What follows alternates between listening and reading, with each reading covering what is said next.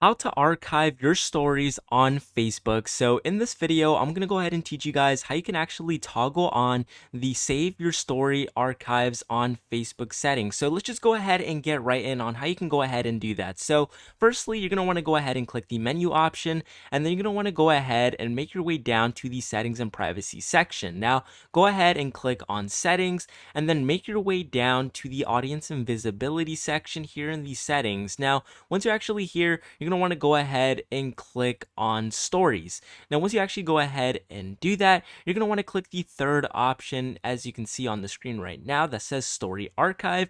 Now, go ahead and click on it. Now, it says here that this will actually archive your photos and videos after they disappear from your story, and only you can see your story archive. So basically, if you want to go ahead and toggle this on and save your story archives, just go ahead and press the little button here, and it should be blue when it's on. And that's basically how you can pretty much enable your story archives, and you can see all of your old photos. No one else can see them, only you. So basically that's how you go ahead and do it, guys. It's very simple to do, but with that being said, hopefully you found this helpful, and if you haven't already, leave a like, subscribe, and I'll go ahead and see you guys next time.